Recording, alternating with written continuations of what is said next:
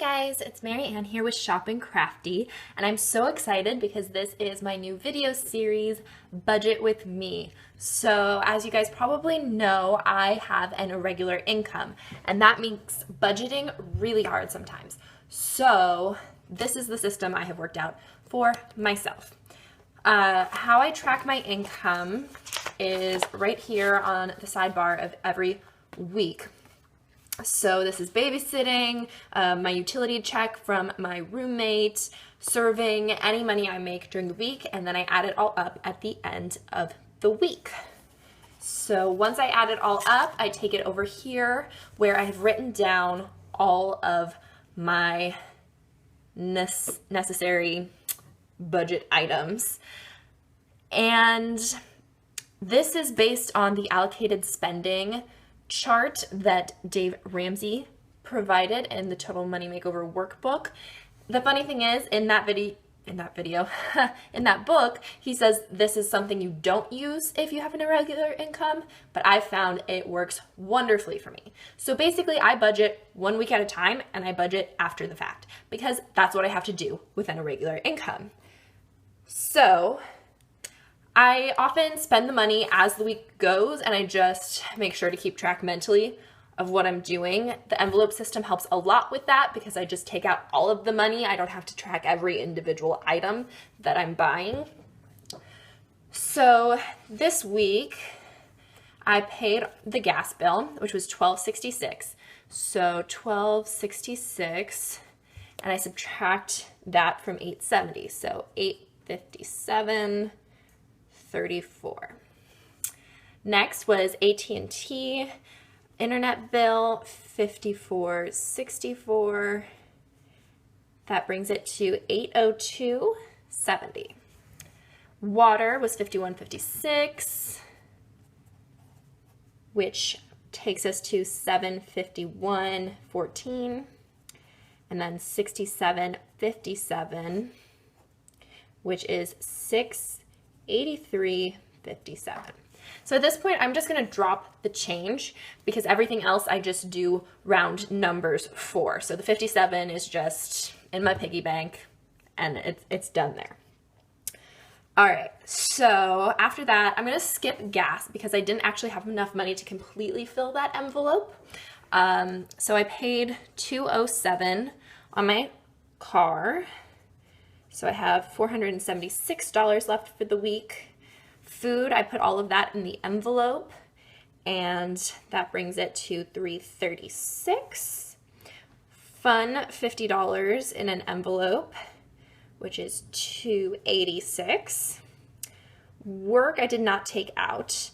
Pet care, I already spent all of that money. I bought my cat Ron his food. Miscellaneous, $35. And that's $236.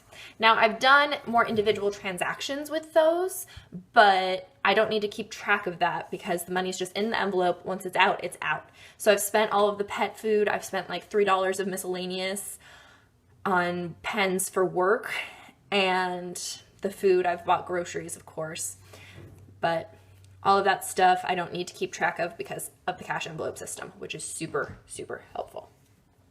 So then I put $31 towards my Capital One credit card, which was the minimum payment.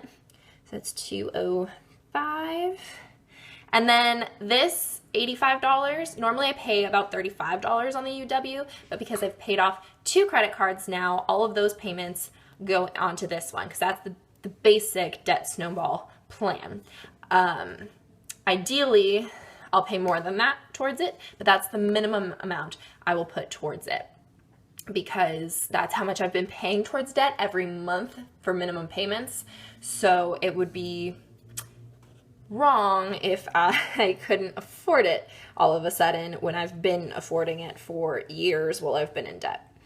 All right, and then last but not least, $60. So I have $60 left. I paid my phone bill for the first time. I am a child, and it took me a long time to start paying it instead of my mom. But I have done it now. $60 a month is what I will be paying. And it's really nice to sort of get that out of the way, because I feel like that's almost like a debt that I don't have to pay back, but it's just a debt on my mind, a strain on our relationship that she's been paying that for me. So I'm really glad that I can do that now. So the $60 I have left, because I had 120 left, paid $60, I have $60 left. That cash I put in the gas envelope. So I still need to put another $15 in there, but that will come from next week, and that brings it down to $0.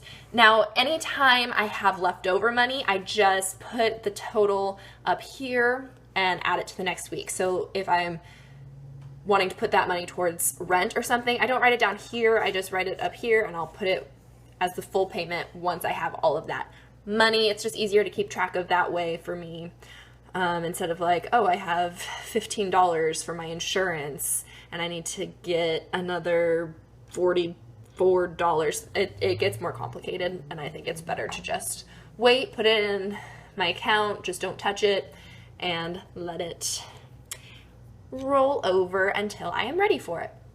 So that is my budgeting system for an irregular income. Let me know what you think of this video. I'm still unsure if I should post every week or if I should just do a monthly wrap up. If you have a preference, of course, let me know.